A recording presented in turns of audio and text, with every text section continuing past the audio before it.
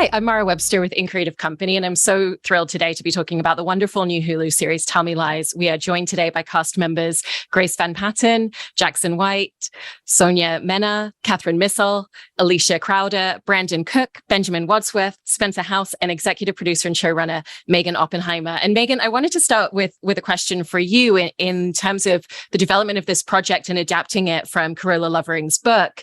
And you've mentioned that one of the things that you really loved about the book was that it explores this very universal theme in terms of being in a relationship where there's just this real push, even though there are these red flags and reasons to walk away, and the exploration of the isolation that can come with that as you get pulled further into that space. And so I was really interested in, as you arced out the season, how you wanted to create that kind of gradual pull further and further into this relationship and the space of isolation that it then creates for Lucy at the center of it.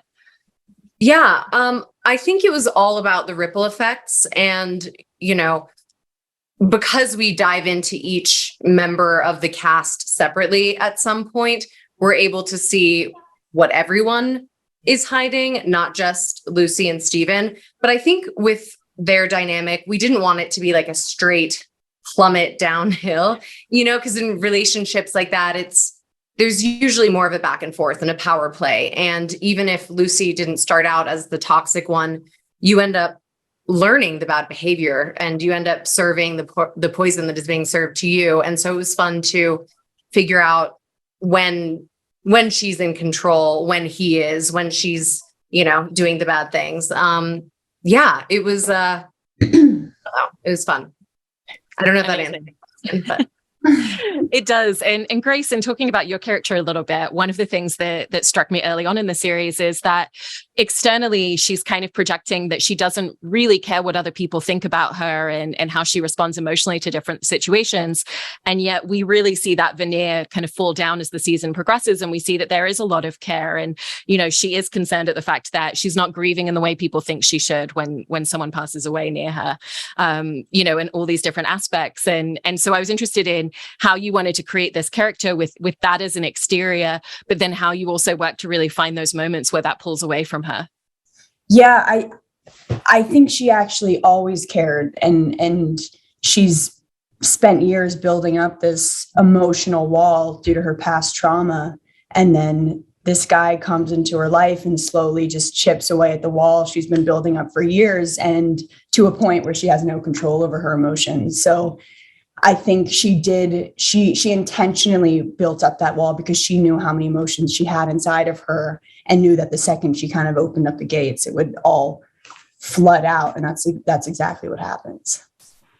Definitely. And Jackson, and coming over to you and talking about Stephen a little bit, he's also, again, a character where there's a lot of confidence in the exterior, but again, there's a lot of insecurities inside of him, particularly stemming from his childhood, living in economic uncertainty with his mother as a single parent. And we start to see a lot of ways in which that really influences a lot of his behaviors and certain choices and motivations for things that he's doing. And the way that he really doesn't want people to know that about him and the way that he deals with that out in the world. And so how did that inform such a large component of some of the choices that you ended up making for this character in your performance, given that that is such a central part of him at his core? Well, Stephen is someone who is constantly in motion, and he does not sit with a feeling. He externalizes everything that's happening to him to the people around him. He projects all of his childhood trauma on his friend group, and he's constantly manipulating and looking for a way to rid himself of guilt or blame for anything.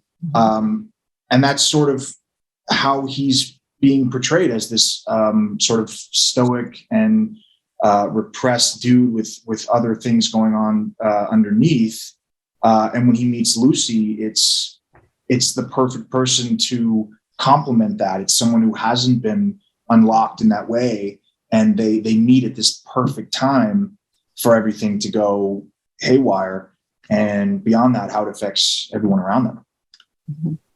And Sonia, in playing Pippa, there's a point at which she mentions that she doesn't tend to have a lot of close friends, and particularly other female friends.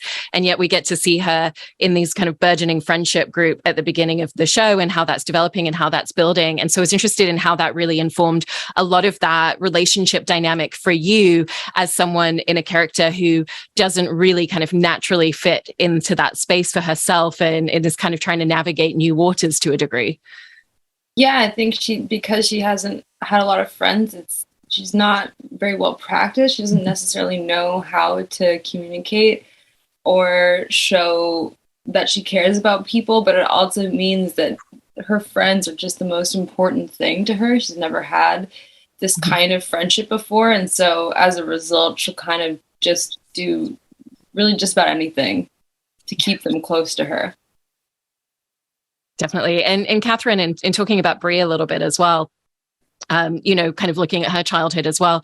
She's someone who comes from the foster care system. And so again, it feels like that influences a lot of where she's at emotionally as a character, particularly with what it means to her to be out independently at college, kind of building a life for herself in this space. And it's something that is such a part of her identity, even though she doesn't necessarily try to push it into conversation. A lot of people around her don't really know that. And yet it still informs a lot of aspects and really makes sense to a lot of details in her once we learn that in the show. And so how did that shape a lot of the emotional fabric of her as a character for you when you were developing her? Yeah, I think to Brie, friendship is like the most important thing. And so just standing by Lucy in whatever decision she makes is kind of like her take on, just navigating the situation and trying to keep the peace with everybody as much as possible. That's kind of Brie's role. Definitely. And Alicia, you're playing a character who has so much poise when we first see her in the show. And yet you also kind of start to see a lot of the pressure that she's putting on herself in really trying to have a lot of forward momentum in both her personal and her academic and future professional life, and the drive that really puts everything in motion for her. And I was interested in kind of the internal aspects of a character where on the exterior, it seems like she's really succeeding at everything that she does. And at the same time, she's really trying to put a lot of pieces back together inside herself, which we especially see through the relationship with Stephen, where she wants it to be in a certain place emotionally and she's really trying to get there, but it's just not happening for her. Right. So yeah, she's succeeding in every aspect of her life except for the romantic and personal one. And I think that for someone who, like, Diana's definitely a perfectionist and she definitely likes to exude this confident air. And I think that she feels really insecure about the relationship, and also the fact that she continues to see him and be with him after Stephen has wronged her in this way, and how that makes her, it's such a conflicting feeling that it makes her feel so weak, and yet she can't really fight that. So it's definitely an internal struggle, and I think that one that we get to watch her navigate in real time. Yeah. And Spencer with Wrigley, what I love in what you've created in this character is, he's very much known for his athleticism.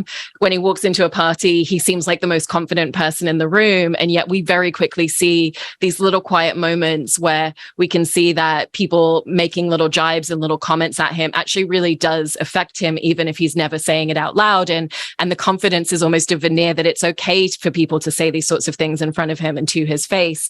And so how did you want to create that juxtaposition of those two different sides of him? Well, I think, it's fun to play a character who,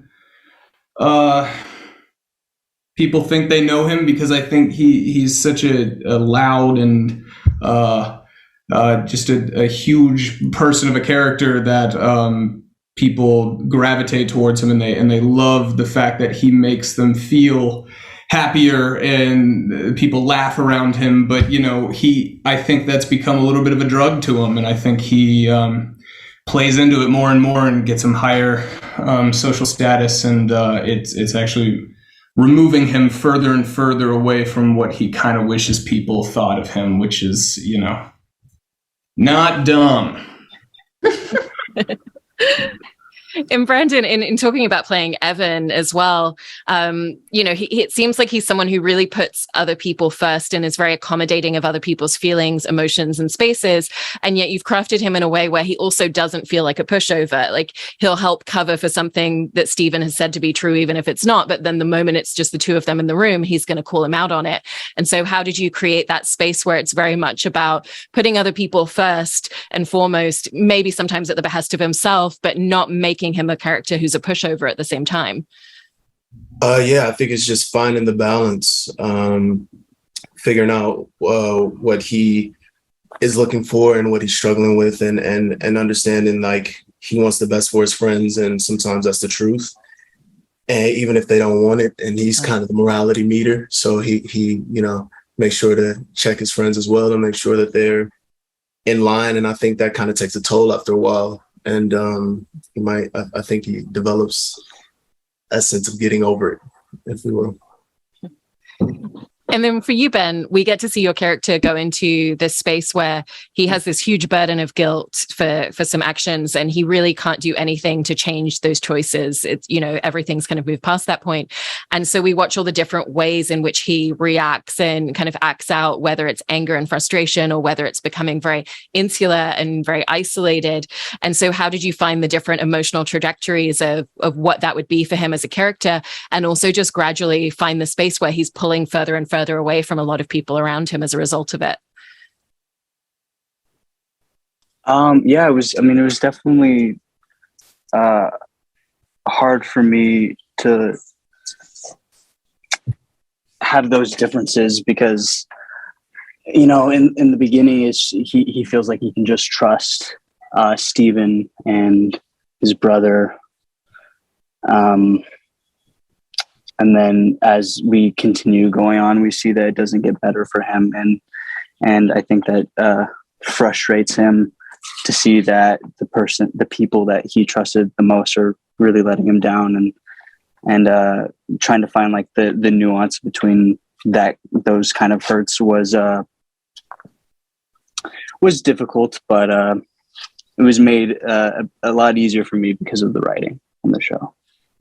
Absolutely. And Meaghan, kind of coming back to that idea that you've got this centralized plot line with Stephen and Lucy, as you were going through episode by episode and really looking at where that trajectory and that arc was going narratively, how did that influence the way that you were then in turn focusing on a lot of the other characters? As you mentioned before, we really get these moments where we get to go a little bit deeper into each of these characters, each episode as we progress, and it's a wonderful ensemble, but yet you have the challenge of making sure that you're really giving us enough detail and giving us enough layering early on and kind of giving us enough depth to every single one of them.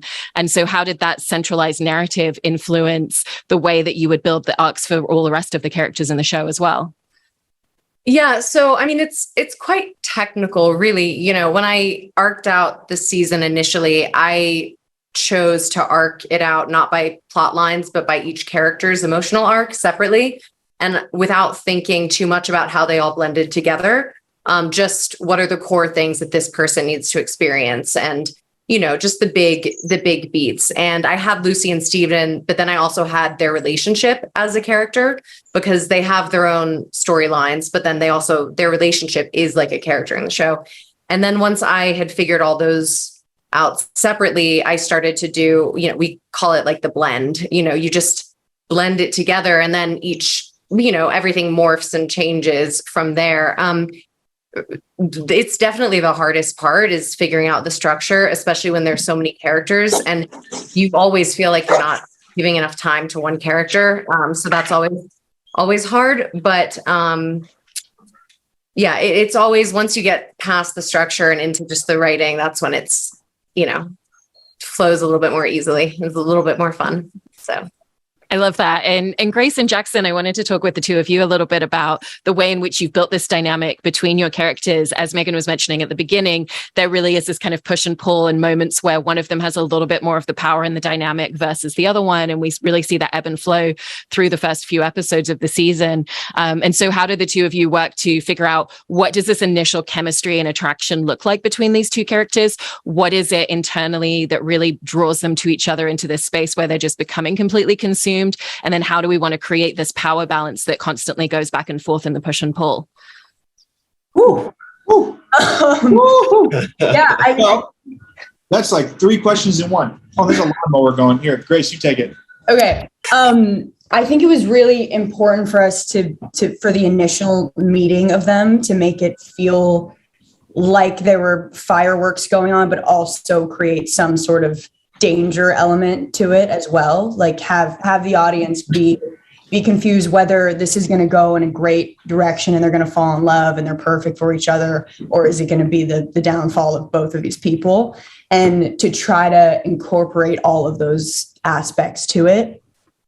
And I mean, it's like all of my favorite movies, like toxic relationship, like Blue Valentine or Urban Cowboy, where there's parts of it where you really root for them and they feel like perfect for each other, and then parts of it where you're like run away. Yeah. And to have that push and pull with the audience too, and have the audience kind of be in Lucy's head and be just as confused as she is. Yeah. And these people met each other at the perfect time for one another. Like they both came from something where they needed the other one to sort of start this path of toxicity. So like she was very closed off and very not processing a lot of childhood trauma, whereas he was doing the same thing, but in this very external way. He was like, he gets to college, he's putting his shit on everyone, he's projecting, he's constantly trying to escape his own thoughts and not sit with a single feeling. And those two energies complemented each other. And that's why it was the perfect timing for those two people to unite and fuck each other's shit up, you know? And then on the other side of the triangle, we've got your character, Alicia. And again, you know, there's just this huge amount of push and pull with, there's this rich history. They've been dating for a couple of years. He's been unfaithful. And so she's trying to figure out whether this is a relationship that she wants to step back into or run away from. And again, there's just some magnetism that keeps pulling her back. And so were there any conversations about, you know, the necessity for these two types of connections to look very different in the show? And even though there is a push and pull, for it to feel very different, because emotionally and watching the show, it does feel like two very different dynamics between the two relationships that he's got with these women. Yeah, I mean, I think like from my point of view, I guess as an audience member, I think that Stephen is able to like access different parts of himself, and that I think Diana she mothers him a lot in a way that like I'm not sure that Lucy does, and that they serve different functions for him. I don't know, Jackson, if you agree with that. Yeah, absolutely. He goes to different people for different things. She's just someone who has more information about his past, so he can be like his version of vulnerable around her and spill his guts and be weak and it's not even vulnerable because it's like it's still manipulative, but he can do that with her like he can't, and he doesn't want to put the time in to do that with a new relationship.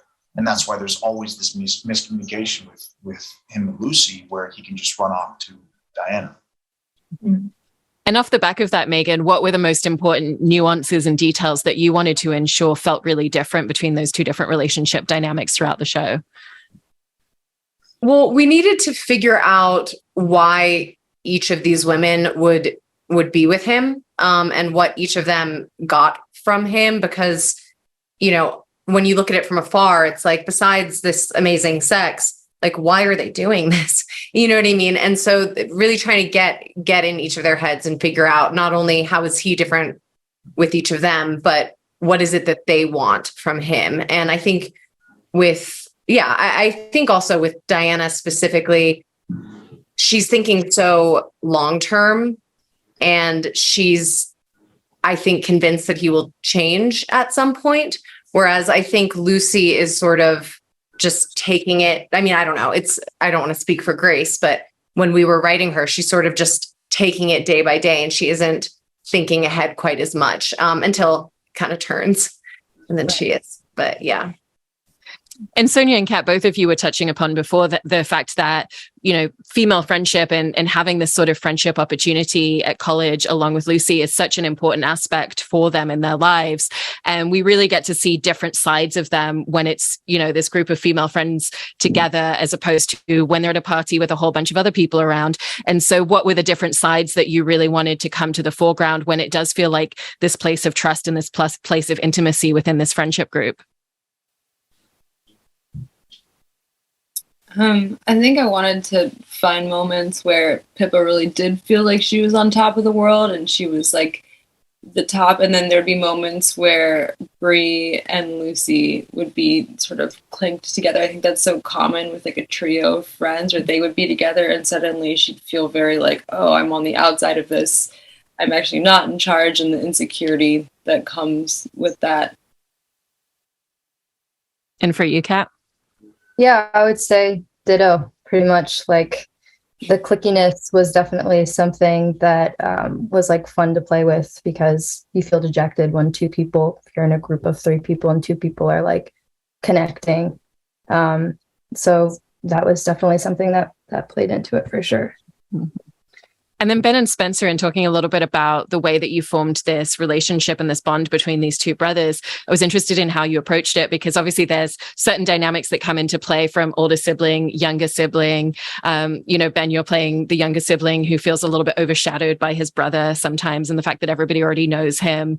And at the same time, he's also the person that your character confides in when something does go wrong very early on in the show. And so how did the 2 of you want to build that backstory and that history of what that dynamic looked like with the 2 of them, and even just that level of comfort of growing up in the same house together their whole lives?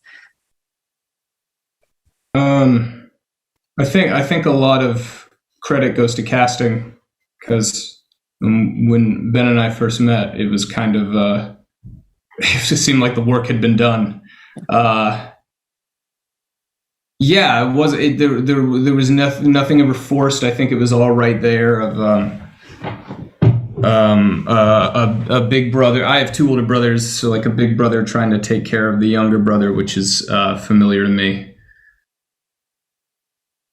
Ben? Yeah, I mean, casting does a good job, obviously, but obviously Spencer is just a good person, a great human, so he makes it easy to want to get to know him and get closer to him. And I as well have a brother. I'm the older brother, and the dynamic, so I thought it would be really fun to experience the opposite, and I guess it's kind of the same for you, Spencer. Yeah, it was kind of like stepping into your brother's shoes a little bit. Right. Yeah, for both of us, I would feel. Yeah, I love that. Well, it worked out great, and you guys even showed up in matching jean jackets. I know. Yeah. Branden, I also wanted to ask you about your process in terms of going through the scripts and finding those little inklings of details that were interlaced that could give you part of your character's backstory, you know, because we start to learn details about his family having a little bit of money, or even just a moment where he's picking up a box of items that his mom has sent from QVC because she's completely addicted to home shopping. And so how did you find all those little details that Meaghan and the writers had kind of peppered in throughout the scripts and really used that to build a lot of his backstory and a lot of his foundational elements as a character? Yeah, I think it's exactly what you said. Just reading through the scripts and being really specific and reading every little thing that maybe was written about Evan, and then having a lot of talks with Meaghan and the writers. But yeah, I saw myself a lot in Evan in a lot of different ways. So it wasn't too hard to understand some of it. I don't have millions and millions of dollars, unfortunately, not yet. Fingers crossed. But yeah, I think once I started getting the details of his backstory, it was kind of easy to latch onto and connect with. And Grace, one of the elements with your character as well is also her relationship with her father, who's passed away. And yet it feels like such a vital part of who she is throughout the show. Were there challenges that came with trying to really explore and express this dynamic and this kind of very continued love and adoration that she has for him, and the way that it influences certain things that she wants to do in life, all the while not having someone that you can play it alongside and really just having to capture it through the internalized aspects of her as a character? Yeah, I mean, I think that is the root of her trauma and why she is the way she is and why she's built up this emotional wall. And you see in episode 5, her tell the story kind of for the first time to anyone, and you see how traumatic it is for her. And I think, you know, her relationship with her dad was really amazing, and she lost her best friend. And I think Stephen, whether it was manipulation or not, was the first time that she had felt heard and seen. And I think that is what made her latch on to Stephen in such an intense way, that he made her feel all of these feelings that she's never felt before, and that have been unlocked since her father passed, and she's been numb for the past few years. And Meaghan, given that there are so many aspects within, you know, not just the two central characters, but elements of other characters where there is aspects of trauma in their past or difficulty in childhood, how did you kind of take the details that the book gave you in terms of a lot of that and really figure out what made sense visually on screen and what could really be brought to life through these performances from the cast that you had in terms of the details that felt the most important to bring to the foreground? Right. Well, in terms of the ensemble characters, we pretty much created it all from scratch, because in the book, the rest of the characters are really in the background. The book is so focused on Lucy and Stephen. So we got to just really kind of create that from the ground up. And even when I was initially pitching the show, I did a lot of thinking about that and stealing from, you know, writers always steal from their own lives and their own friendships and all of that. So I always just think, you know, what hits me the hardest in the core and go with that. Like Pippa's storyline, I think is, I don't want to give spoilers away, but there's a lot in Pippa's storyline later that felt very, what is the word I'm looking for? Relatable to me. But yeah, I think with Lucy and Stephen, we also ended up kind of recreating a lot of their trauma, the trauma that they have trauma in the book, but we did change a lot of it. For instance, Stephen's dad is the more central character in the book, but he's sort of weak and is a little bit of a pushover. And the mom is toxic, but absent. And I didn't want Stephen to be the antagonist at school and in his relationships and at home. I felt like he needed a bully. And so I decided to make the mom present instead of the dad and have her be this more toxic character. So yeah, it's always just about what, you know, things that work really well on the page don't always work well on screen and vice versa. And figuring out how you know, just bring things to the present so that it can be externalized. Absolutely. And there's moments where you really allow for parallels in tandem with the two of them as well. Like there's one of the episodes where we essentially are seeing both of them in their home lives with their parents after hearing aspects about their home life and their relationships with their parents.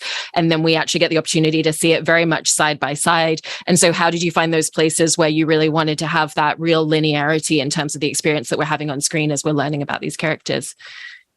It happened pretty organically. We knew that we wanted to do an episode where you sort of break from campus and we go into a bubble of their families, and it feeling sort of mirrored, it just kind of happened naturally in the flow of the writing and making it feel balanced. But I didn't initially intend for it to be like two mommy stories. But it ended up, happening that way. Mommy stories. Mommy. You know, we don't need any more daddy stories. I'll say that. No. Yeah. Been there, done that.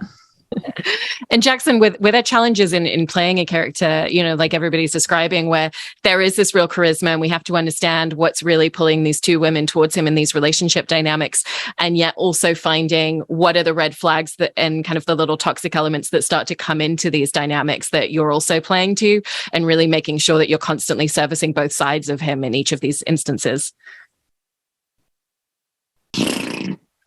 But Meaghan and I talked about from the beginning, like the way through this character is to believe every word he's saying and to really try and play it as grounded and close to real life as possible, and let the story tell itself. And that's been the approach since the beginning, is give as much humanity to this character as possible, and then let the story just kind of unfold, and then let everyone else decide what they think about that.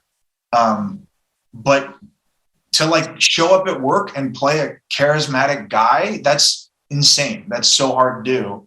And especially like on the page, he's like this like sex guy, and you got to like show up and just be like, okay, how do I play a sex guy? I'm sexy. And it's like the hardest thing in the world. You have to like, you know, like figure out how to do that kind of thing. And it's credit to the storytelling, because all I really had to do was just show up and do my own interpretation and let the story, let the great writing, let all that shit just tell itself, and just be, you know, as close to real life as possible. And, you know, for any of the cast that want to jump in on this, I was interested in how Meaghan and how the show directors, if there were any moments where there was a particular scene or a particular aspect of your character that you really remember her or the directorial team on the show really helping you to finesse and really helping you to find in your performances. Spencer? Thank you, Jackson. Actually, yeah. Meaghan is a great boss. I don't have a lot, you know, I've been on a lot of projects where there's not a lot, you're not really heard that often. It's just kind of like do it puppet sort of thing. And on this one, if you were confused about anything, or if you really had ideas, Meaghan would hear you out, and a lot of times meet halfway, and that was very refreshing. And it's a very lucky thing to have when you're on a job. Yeah. And I feel like you should go next, Jackson, since you threw Spencer into it. I mean, yeah, it was so collaborative. Like I second that. It was we got to bring so much of what we wanted to these characters and use their blueprint. The question was like, was there a directorial moment that stood out? Is that what the question was, kind of? Was that yeah, the question? Were there any particular moments that you remember her or any of the directors on the show just really helping you to figure out in terms of a scene or your character? I mean, not to gas Meaghan up a bunch right now, but yeah, she was super available and open for us to talk to her about everything. And she was really, open to have us talk to her about whatever we wanted. With episodic, you get some directors that you don't vibe with, some directors you do. So it was very, we had 6 directors. So yeah, it was like, there was some really special moments, and there were some moments that were more challenging. And I know that, that's all I can say right now. Anyone else? I would just say, like, with Meaghan, go ahead. Oh, I was just going to say, like, there were so many different directors. It's nice to have Meaghan as like a constant, that you know that like she is always there and like sending you like nice texts at the end of the day. You know, like that was just nice to like feel like, okay, she's like got my back through this whole thing. Yeah. Meaghan also hasn't stopped working on this for like 4 years. Like you have not taken a rest. Yeah. March 2020.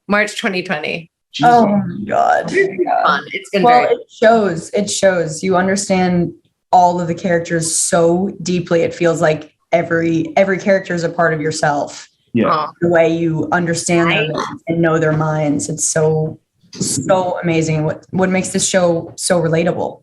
Yeah. Because they all feel like real people. Mm-hmm. Absolutely. I definitely agree with that point. The first 5 episodes are really great. So congratulations on everything. I can't wait to watch the rest of the season as it is. And thank you so much to all of you for talking about it. Really appreciate your time today.